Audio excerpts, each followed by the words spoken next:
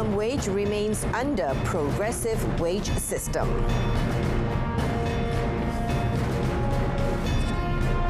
Gunman kills multiple people in Florida store.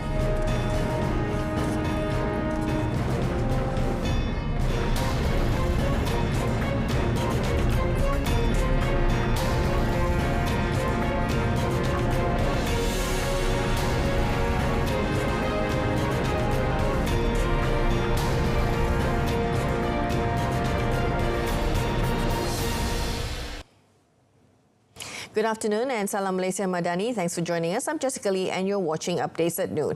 Prime Minister Datuk Seri Anwar Ibrahim last night attended the Kepchi Music Fest held at Stadium Malawati Shah Alam in conjunction with the Golden Jubilee of fast food restaurant KFC in Malaysia. Now, the arrival of the Prime Minister and his wife, Datuk Seri Dr. Wan Aziza Wan Ismail, at about 9:05 p.m. was greeted with cheers from 8,200 spectators at the festival. Also present was Communications and Digital Minister Fahmi Fadil. The festival, which was held in conjunction with the 50th anniversary of KFC, featured music and performances by local artists and legends. Among the singers who entertained the audience were Datuk Sri Siti Nurhaliza, Misha Omar and Datuk Amy Serge. The concert, which lasted for almost 3 hours, also featured new artists Yoni Boy, MKK Click, Bunga and the Insomniacs. The first KFC restaurant was opened in 1973 in Jalan Tuanku Abdul Rahman, Kuala Lumpur, and until now has 770 branches nationwide. Now, the minimum wage of 1,500 ringgit is still maintained under the policy framework of the progressive wage system to be introduced by the government. Human Resources Minister V. Sivakuma said the progressive wage system, which is seen as the most relevant to be instituted in Malaysia, needs to be practiced in tandem with the minimum wage and increase the productivity of workers so as to benefit employers as well. Apabila kita melaksanakan ini, kita lihat ia akan membantu majikan meningkatkan produktiviti. Pada masa yang sama, mereka yang mempunyai kelayakan, kemahiran tertentu akan dibayar dengan gaji yang setimpal. So, win-win situation lah untuk kedua-dua pihak. He said this in a media conference after a labour dialogue program in Kuching. The progressive wage system is a transition from a minimum wage model to a gradual and phased wage increase so that it corresponds to the country's economic growth. Sivakuma also said that his ministry would look into the proposed drafting of the Salary Advertisement Act so that employers would be more transparent by requiring them to post a salary scale for jobs offered in the advertisements. The Department of Fisheries has spent almost 2 million ringgit to implement the My Agropreneur Perkembangan or My AP and My Community Perkembangan or My KP programs under the third rolling plan of the 14th Malaysia Plan this year. The Department of Fisheries Director General Dato' Adnan Hussein said the two programs would benefit about 700 recipients nationwide. Tahun ini dia bawah RP3 di bawah rancangan Malaysia ke-12 ini, Jabatan Perikanan telah membelanjakan hampir 2 juta untuk dua komuniti inilah, iaitu MyKP dan juga MyAP di seluruh negara. Bantuan ini dalam pelbagai bentuk berasaskan keperluan yang dipohon oleh kumpulan MyAP dan juga MyKP tersebut. Jadi ini seluruh negara lah. The My AP program is a fisheries entrepreneur development program that focuses on the implementation of entrepreneurial programs along the value chain of the fisheries sector. My KP, meanwhile, is a program based on the concept of local fishing communities that carry out fisheries resource management activities. The Royal Malaysian Air Force, or TUDM, will be carrying out low-level tactical flight training for the National Day celebration preparations starting today until the 31st of August. TUDM in a statement announced its role in supervising an event with aerial segments and air displays. The event will feature aircraft from TUDM and the Malaysian Armed Forces ATM, including fighter jets, transport aircraft and helicopters of various categories. Throughout the training, these military aircraft and security forces will perform low-level tactical flights in designated areas, especially within the airspace of Putrajaya and Selangor. TUDM also reassured the public that there is no need to be concerned if they observe military aircraft, particularly TUDM and ATM aircrafts, as well as other security forces flying at low altitudes during the exercise period. Now, the focus of Pakatan Harapan, or PH, in the Pulai Parliament throughout the campaigning season is to meet and greet all potential voters to win them over. Now, effort will also be put into strengthening the unity of the grassroots of the component parties in the unity government. Its candidate, Suhaizan Kayat, said support from Barisan Nasional leaders at the branch level is highly needed to coordinate and clarify on the current political dynamics that has seen PH and BN becoming allies.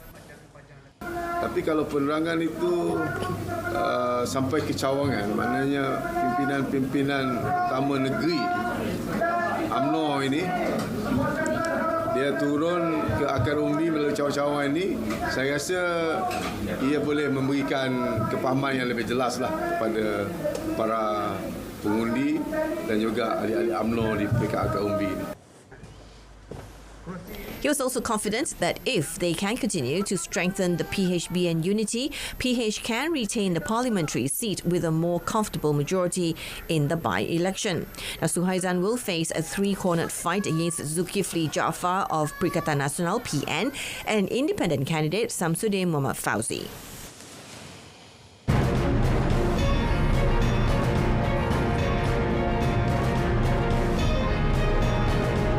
In our foreign segment, one dead, dozens injured in Romania gas station explosion.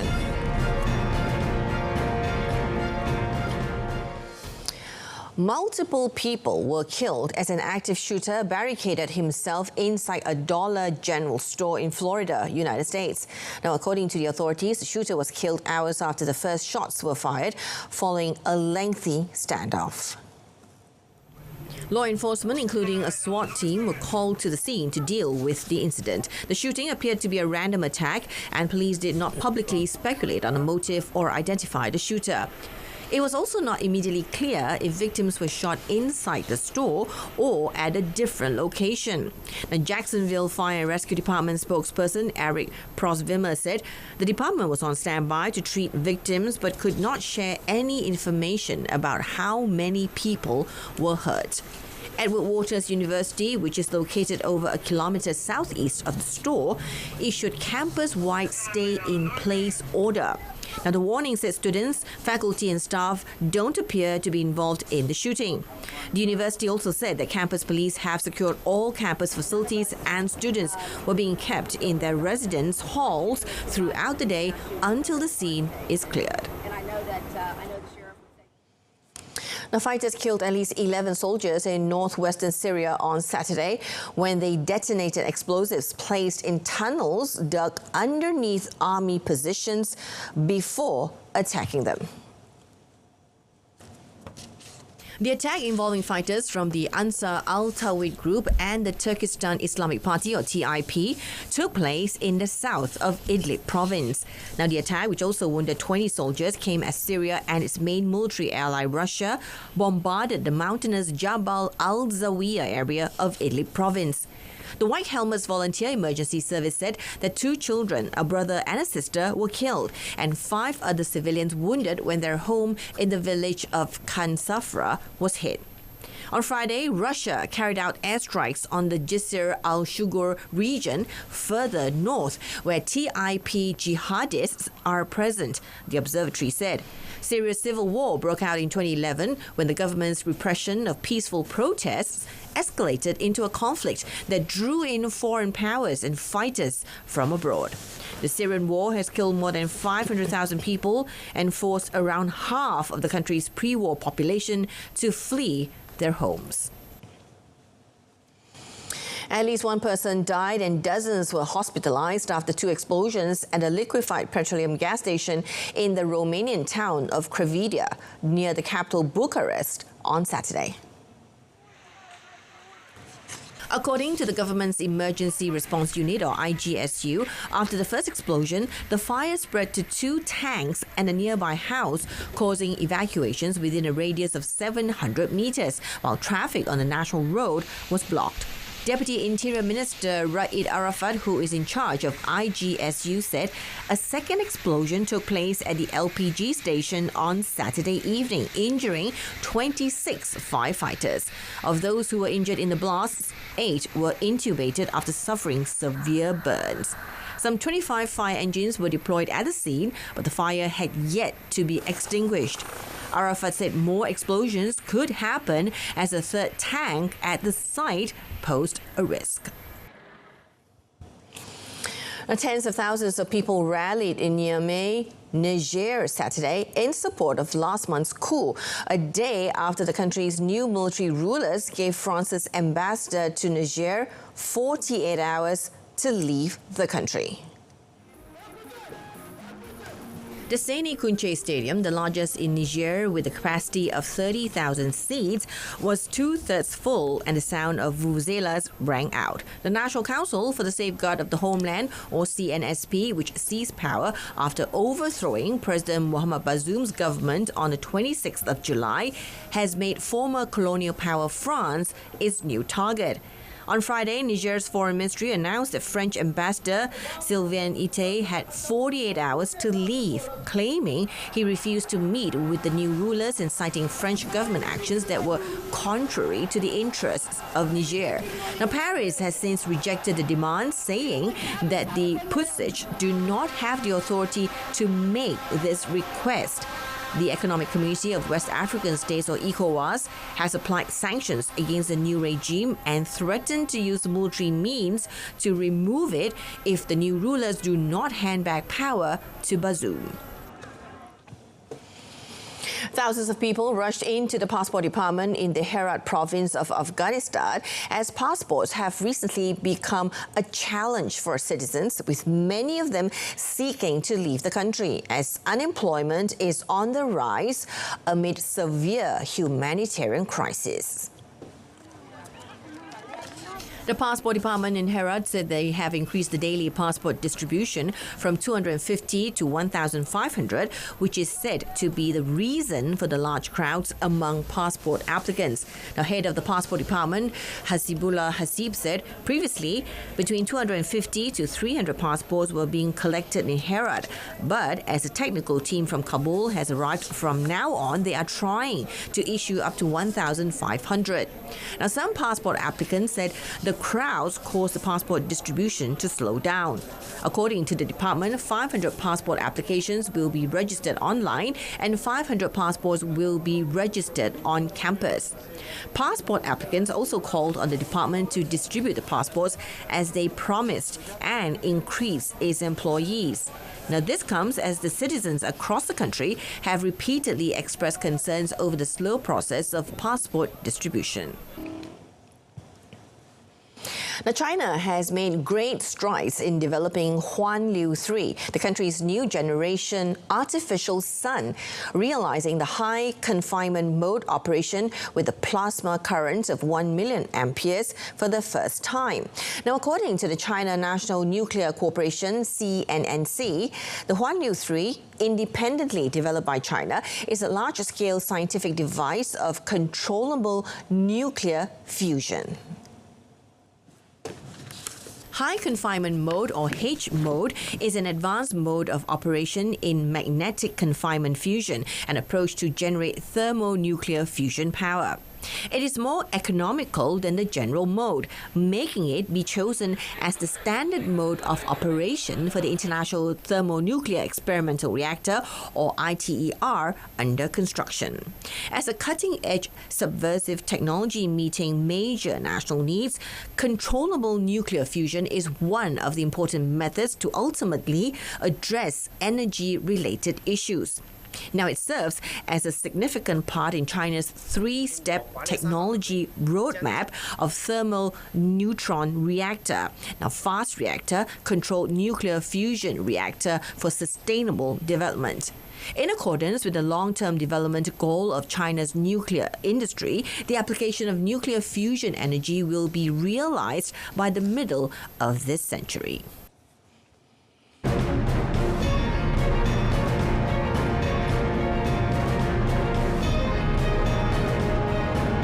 Coming up in sport, Aaron and Wu Yik failed to defend World Championship title. Now, the national under-23 team lost 4-3 on penalties to Thailand after both teams were tied goalless in regulation time in the third-fourth placing match of the 2023 ASEAN Football Federation or AFF Under-23 Championship yesterday. In the clash, both teams could not break the deadlock, although each had several opportunities during regulation time, forcing the winner to be determined through a shootout. Malaysia's Fergus Tierney and Thailand's Tanison each calmly completed their team's first penalty before Muhammad Alif Izwan Yuslan and Patara Somalai also had no problem doing their job to make the score 2-2. Now, the situation was tense for a moment when Shahir Bashar's kick was saved by Thai goalkeeper Tira Wood Straunson, and Songchai Tongcham easily beat Muhammad Azim Al Amin Kamaruddin to put Thailand 3-2 ahead. Now, Malaysia breathed a sigh of relief when V. Ruventiran managed to score the country's third goal, while Tak Danai Jaihan's kick went wide for the score to stand at 3-3. However, Elavarson's lads eventually had to concede defeat and failing to get on the podium after Tira would save Muhammad Abu Khalil's weak shot, followed by Chukit one Prapo's attempt, which beat keeper Muhammad Azim to seal Thailand's victory at 4-3. And still on football, Perak FC coach Yusri Chetla admits his team will face a tough task when they host Kuala Lumpur City FC in Super League action at Perak Stadium tonight. Now, he said this is because the City Boys squad comprise many caliber players who are able to deny Perak the opportunity to collect 3 valuable points at home. Yusri said Kuala Lumpur is a tough team and difficult to beat if they are in their top form. However, he also believes with the commitment and seriousness shown by his players in the past few matches, they will put on a quality performance to keep the City Boys at bay. Now, after playing 20 league games, the Bosgaros are now in 11th position with 16 points, while KL City are in 7th place with 28 points. The coach, who hailed from Perlis, also explained that the advantage of playing at home should be exploited by his players to dish out an excellent performance to embody victory. Commenting on his team's preparations, he said all the import players, including Sunday Afolabi, who previously suffered a minor head injury, is now injury-free and raring to go in the match. Now, Yusri added that there may be a change in the defense, but it would not affect the team much. Let's take a look at badminton. National men's doubles pair Aaron Chia and So Woo Yik's World Championship title defense ended when they lost to South Koreans Kang Min-hyuk and Seo Seong-jae in the semi-finals of the 2023 Badminton World Federation BWF World Championship. Now, the duo fought valiantly, but unfortunately lost 21-23, 13-21 in Copenhagen, Denmark early this morning. In the first set, the fourth-seeded Malaysians got off to a strong start but squandered their early 4-point lead not long later. They were also unable to break away from their opponents as the South Koreans continued to match points 3 times before snatching 2 consecutive points for the win. Emboldened by their hard-fought first-set victory, the South Korean kept the pressure up in the second set, securing a dominating lead at 11-7. They then successfully capitalized on Aaron and Wu Yik's errors to rake up the points and win the game by 8 points. Now, world number 4 duo Aaron and Wu Ying, the only Malaysian representatives to have made it to the semi-finals in this year's championship, will have to be satisfied with the bronze as Kang and Seo advance to the final against home pair Kim Astrup and Anders Scarup. Now, FIFA's disciplinary committee has provisionally suspended Spanish Soccer Federation or RFEF head Luis Rubiales for 90 days amid uproar after he grabbed player Jenny Hermoso's head and kissed her on the lips after Spain's victory at the Women's World Cup. Rubiales had been expected to announce his resignation, but instead said he would not step down, and the RFEF threatened legal action to defend him after Hermoso said she did not consent to the kiss he gave her. It was reported that the FIFA Disciplinary Committee provisionally suspended Rubiales from all football-related activities at national and international level. The committee also ordered Rubiales and RFEF officials and employees alike to refrain from contacting or attempting to contact Hermoso or those around her. The Spanish national team that won the World Cup, as well as several other players, have said they would not play international matches while Rubiales remained head of the federation.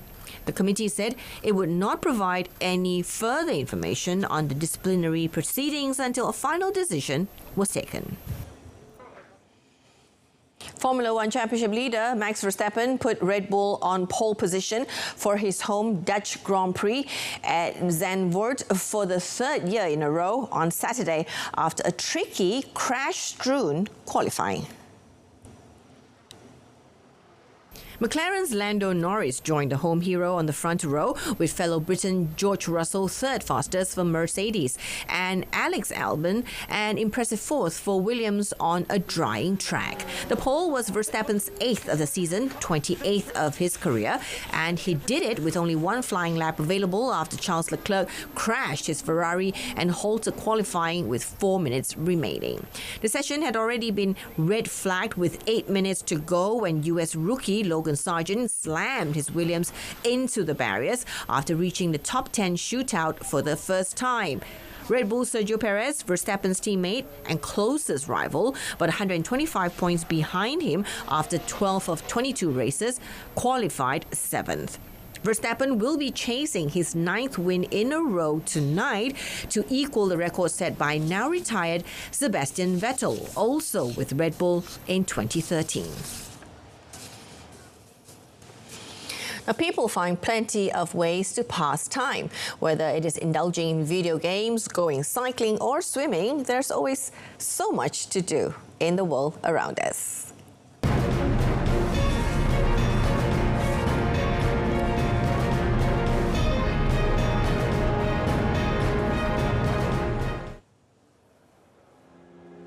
The International Computer Games Fair, Gamescom, opened its doors to industry visitors in Cologne on Wednesday, the world's largest such event.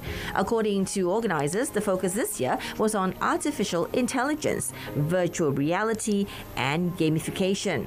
Some 1,200 exhibitors from 62 countries are represented, and the public will have a chance to test out the latest innovations from Thursday at the fair, which last year drew 265,000 visitors.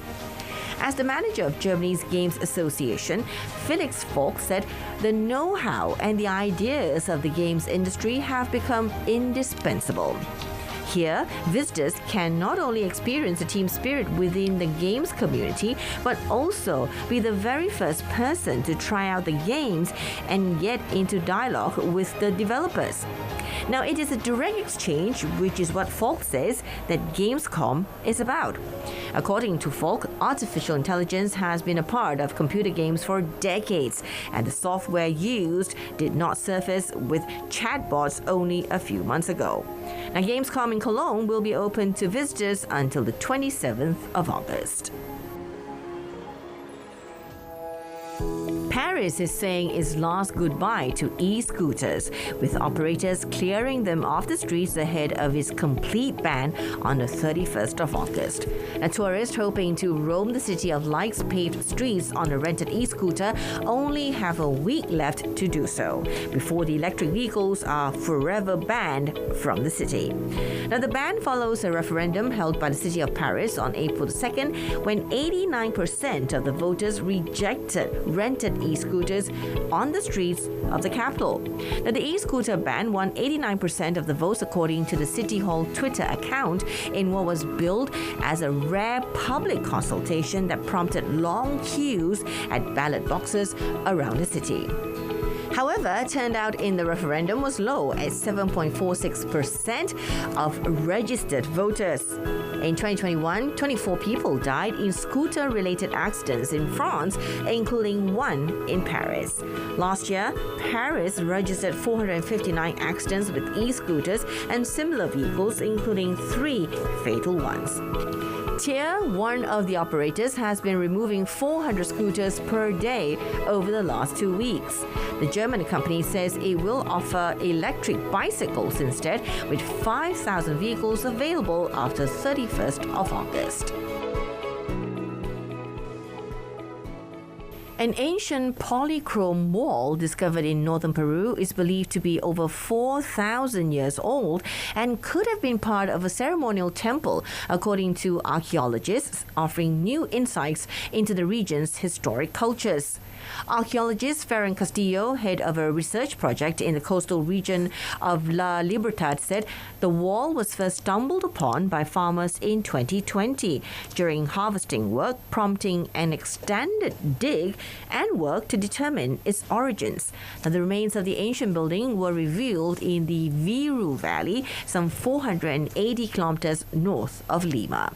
Castillo added that the wall is estimated to be about 3 meters high and presents triangular geometric lines with occasional shades of red and yellow. The north of Peru is home to ancient ceremonial complexes such as Caral, which is about 5,000 years old, and to the mysterious gigantic lines of Nazca, drawn in the desert more than 1,500 years ago in the Ica region. Swimmers took on the waterways of Copenhagen at sunset on Friday to complete a 2-kilometer course through the city centre. Fluorescent buoys lit up the darkening canals as swimmers made their way past Christiansborg Palace, which houses the Danish Parliament. Mayor for Culture and Leisure in Copenhagen, Mi Nygaard, said the night swim was not competitive and lifeguards on bodyboards and in boats were on standby. The event formed part of the annual Trikfonden Copenhagen Swim, a series of competitive and recreational swimming events that take place over 2 days in Copenhagen's harbour. Harbour has one of the cleanest harbours water in Northern Europe, and I think that it's really important that we use it for leisure. And to us, we're talking so much about how green spaces are important, but blue spaces are important as well, and that we can actually have swimmers swimming around in the harbour by night is perfect.